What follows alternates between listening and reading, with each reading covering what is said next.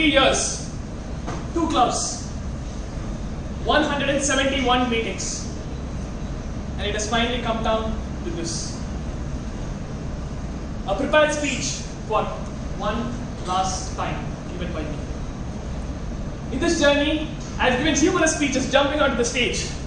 I have given motivational speeches saying, Jai Hind! I have given emotional speeches. I have told stories about my real life crushes. I have told stories about my real life girlfriends. I have told stories about mechanical engineering, about computer science and engineering.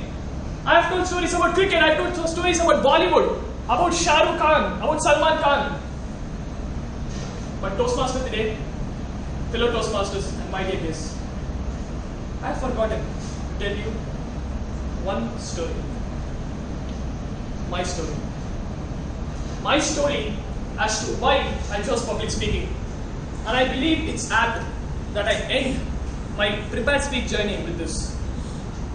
For this, I would like to take you back first to my 3rd grade. I was standing. I had just won the national championship in abacus and I had a mic in front of me. It was a reporter asking me questions in English. I couldn't bloody understand what she was asking. All I knew was math. I couldn't answer in numbers. All I said was, I'm happy, thank you. But my dear friends, I knew I wasn't happy at that point in time. I knew I had to improve. That day, I took a vow to learn English as much as I can. I learned English the textbook way. You name it, and I read that book. I read Brennan Martin first for grammar. I read the tenses book for present tense, past tense, past participle tense for every single verb. I started watching cricket basically for commentary, and then I muted the commentary and gave my own commentary. This was how my English improved over the years. 3rd standard, 4th, 5th, 6th, 7th, 8th, 9th, and I came to 9th standard, where I got my second spark towards public speaking. I was standing on the stage. There were 1,600 people in front of me who had just voted me as the assistant school people leader. I had a mic in front of me. There wasn't one reporter. There were 1,600 people. And I started the Monday morning national pledge. India is my country. All Indians are my brothers and sisters. Brothers and sisters. Brothers and sisters. And I couldn't go beyond. Everybody was prompting me. The principal standing next to me was prompting. But I couldn't go beyond brothers and sisters. I left and I came. That day I knew I was making my second comeback. From that day onwards, I never missed a single English Lit's event in school. Shipwreck, debate, spin a yarn, jam, Model United Nations, you name it, I was in it. And I bloody hell made sure I got my 1st, 2nd or 3rd place and an accolade to my school. Time went on and I became a person who came into NIT Trichy. Thank God I came. But there was my 3rd spark. In my 2nd semester, I got inducted into one of the biggest customer teams. During one of our meetings, I was wearing the same dress. With a few DASA seniors of that customer team, we were all seated in that table in CCD. And we were all discussing. It was at that point in time that people were talking about a few English movies, a famous English movie, and then they asked my opinion and I couldn't give my opinion. That was because I had never watched English movies and I have never watched English movies. I have never listened to English songs, I have never read English novels, nor I have seen many English TV series. But why does that matter? When I said I didn't know who that actor was, I didn't know what that movie is about, they looked at me and said, why did we take Sai Kishore into our team? This guy doesn't know about that movie star. This guy is a country brute. My dear friends, at that point in time, I was hurt the most. I wanted to shout back at them. I wanted to say, you don't need to watch English movies or read English novels or listen to English songs to be good in English. You need to know English to be good in English and to speak to the audience. But I didn't. I wanted my action to speak louder than their words. I paused. And then I said, friends, I can't come to the next meeting because I have a contest to go to. He asked me, which contest do you want to go to? Is it in Tamil? No, I just joined a club called Toastmasters and we have a humorous speech contest coming up. When I said I was going to give a humorous speech, people started laughing and mocking at me. They said, this guy is going to give a humorous speech? That's a humor in itself. How in the whole wide world would this guy give a speech?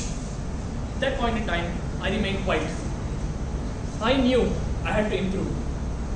Fellow Toastmasters and friends, the day was 27 July 2016, the first humorous speech contest of TMI NIT. I prepared day and night and day with heart and soul and blood and sweat. A humorous speech contest about cricket, and I won the club level contest. I went to the area level and I won the area level contest. I didn't stop there, I went to the division level. And I knew I was improving every day. Every time I came to Toastmasters, I made sure that I gave a table topic session. I made sure that I spoke. I made sure that I gave table topics in my room. My roommate knows it. And I made sure that I improved all the way over the last 3 years. I've given contest speeches, I've given prepared speeches, evaluations, table topic speeches, workshop speeches, and even guest speaker. I was happy that I was improving. I was happy that I was proving them wrong. I was happy that Toastmasters Psyche Show became Toastmasters Psyche Show. And then came the day where there were 200 people, as I had imagined. I gave the speech, I'm single and I'm young, to the first year orientation meet of the present second years. I was extremely satisfied that day, but there was one comeback remaining. I wanted to give a speech to that same audience who had mocked me. And the day came. We had organized an event called Stranger Than Fiction Utterances, along with the Association of Testember. It was my 6th semester, and guess what? I was the last speaker and chosen by Harshan as the guest speaker.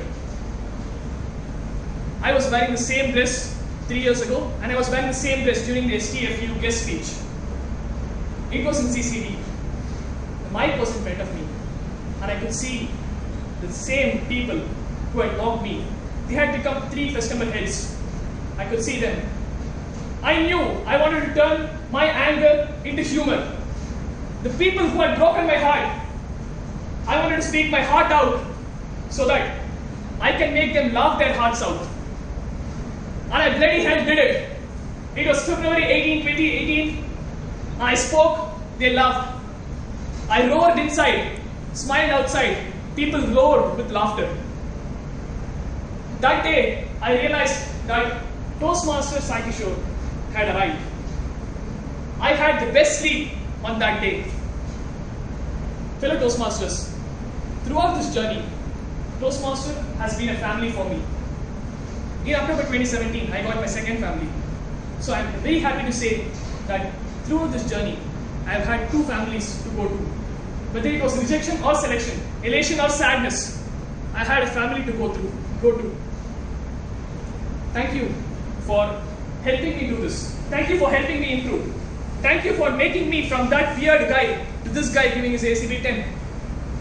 Thank you for helping me get a high intern. Thank you for helping me build confidence. Thank you for helping me do the interviews well for the for IELTS application. Thank you for helping me be the person who I am. At last, thank you for accepting Psyche Show as Psyche Show.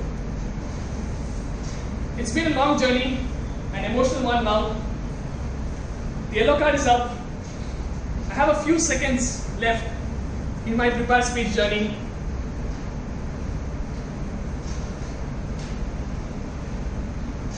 This silence is what I will never forget.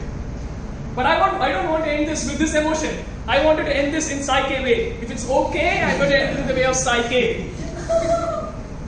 Fellow Toastmasters and guests, some people are born with a silver spoon in their mouth. But I, in Vedanagar Metukuppam, was born with a never silver spoon in my mouth. Wondering if in my life, this would be the only lining of silver. Brothers and sisters, make no mistake. With this sentence, I am now an Advanced Communicator Silver.